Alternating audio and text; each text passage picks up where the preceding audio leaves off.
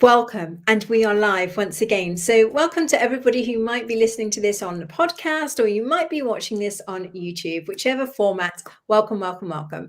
And as you've probably been, if you've been tuning in and you've been listening in to what I've been sharing, I've been talking to all of the amazing people that I know and asking them about their journey in the Modern Mystery School, because it really occurred to me that we're all from such different backgrounds and we've got different lives, and the way that we show up in the world is so different. I thought, wouldn't it be interesting just to get everybody's story? So this is what I've been busily doing. We only have a 10-minute slot, so welcome, Yadiksha. How are you? Hi, I'm so good. Thank you. Thank you for having me on here. Oh my goodness, I cannot wait for people to hear your story. So we've only got a small amount of time, but I'd really like to cover what you were like before you found the Modern Mystery School path, then what classes you took, and then what what you were like after. So if we could start with what you were like beforehand, that would be great. Yes. Well, if I could just sum it up to one sentence before I explain, I'd say the world has gained one less angry person, because I think I got here onto this planet, and there was just a disconnection. And so much of, like, okay, I it's like rebellious to the systems. And wherever I went or whatever I did is like I was having trouble accepting the way things were in my life. And that's what made me think, like, there has to be more. There has to be more. And one example of that was my career. I was so destined to help people and to serve people that I chose nursing first, and I signed up. And the way life played out, I missed my registration on my first day. And I'm not like that. I'm very, very, organized. I don't know what happened. And I went to nursing, and I did it for 3 months, and I realized that it just wasn't me. And my mom was, she was very understanding at the time, and she said, it's okay, you can take a year, you can figure it out, and then you can go back. So that's what I did. I took a year, I figured it out, and I went into the hospital because that was my only understanding of what service was at the time, and I really wanted to help people. So I went into the hospital for those 7 months, and I just went into every department, and I volunteered, and I finally found the career. So I studied, and I qualified. And when I qualified, there was no job. I was like, are you kidding me? I studied so hard and I got the grades, and I it's like I couldn't understand what was happening in the world. And even when I got that job, I couldn't maintain myself financially. So it's like, okay, something is just not right. It's not what I signed up for, and there has to be more. And it always kept on, like, ringing in my mind, there has to be more.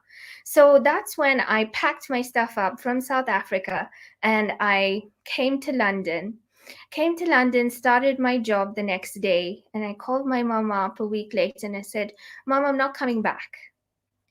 Because it was just like I paid off all my debts in a week. I was like, it wasn't just the money, it was just the system. And I just managed to explore this system in the UK. And I was like, wow, okay, there is more. And as I started going along my career, I realized that service meant so much more. And I hadn't quite figured it out yet, but I could tell. But it so happened that I chose a job where I was full of adrenaline the whole time. And, being in adrenaline the whole time makes you a very angry person, a very moody person. And not to say I was not before the job, because that just, like, it just, expanded into a much more um, character that I took on. And I started to observe. observe myself, observe people, and I couldn't understand why I was the way I was. And it wasn't that I wanted to fit in, I just wanted to simply be better in everything I did and how I actually carried myself. And I had no idea, about anything that could have caused the way I was, or just being in that job with adrenaline and things like that. But I really, really wanted it. My deepest prayer within my heart was that inner peace, and I realized that I didn't have that. And I started to search. I started to do personal development, do all the things that kind of made me open up and dip my toes into that peace. And as I started to do that, I was just hungry for more. And I realized that when I went to have my life activation, things that I'd been working on for so long, like 10 years of my life in personal development, had fallen down to the ground within that session. So Huge. that looking for more was that just met me in my face like, yes, there is. And I think, when the world when you see the world and it doesn't give you what you need, or you expect something and it's not the way you planned it out to be or saw it in your head. It's just coming back, with my younger self, thinking that all you can see is just all these boxes that I'd created.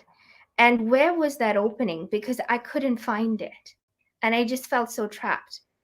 So So that's interesting, because here you are having a successful career in the medical profession. You're a specialist. You're working with people with the heart. So you've really had to work extremely hard. It's a very high level profession, and you're helping people. And then through that you've realized that service is there's more to service and to helping people than that. So then you had your life activation, and then now I know that you serve others doing that. So so now you've trained as a practitioner in the mystery school, and you still work in the medical profession. You still are helping people on the physical side of things, and helping and train that. So and now you're trained, and you're working as a guide as well.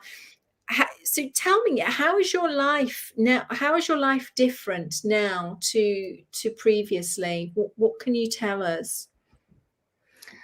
I think the most important lesson that I learned or I gained, or the tool that I gained, was to create my own reality and to create a life that I take charge in. And in that, doing life activations and becoming a guide and teaching Empower Thyself, and even sitting in my own Empower Thyself class, I realized that I needed to know myself, because all I was just seeing my entire life was everything that I didn't like about myself.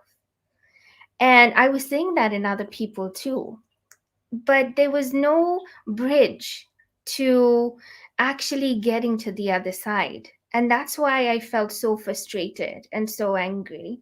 So now, fast forwarding to me being that guide or that life activation practitioner, in terms of service, I realized that there is this giving and this receiving.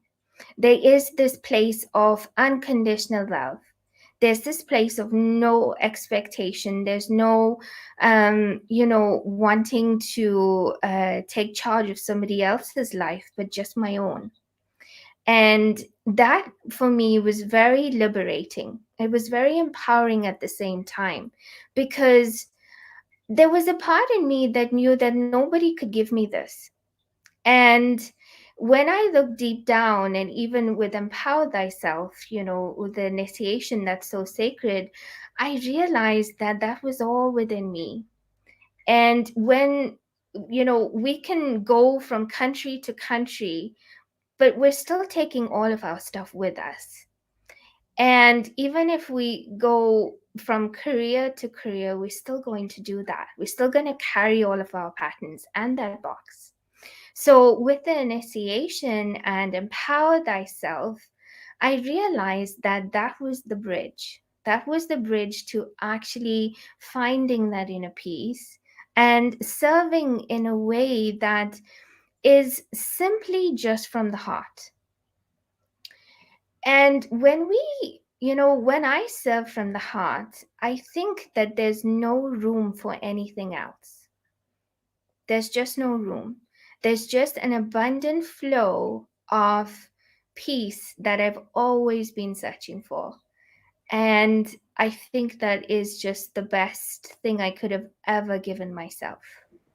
Oh my goodness, that's amazing. And it's so funny how things work out, because you work with the heart in two capacities, it's like you knew it, and you went to the hospital and you knew that that was the area, and then of course you took it to a whole new level, which is just phenomenal. Yeah. Thank you so much. Thank you for sharing your story. And I know that you inspire so many people, and I know so many people benefit from the work that you do, both, in both areas. And my goodness, what a gift, to have. So thank you, Yadiksha. Thank you so much for that. Thank you, Davina Kate. It's been amazing. Thank you, everybody, for tuning in, whether it's YouTube or podcast, and we will see you all again soon. Take care.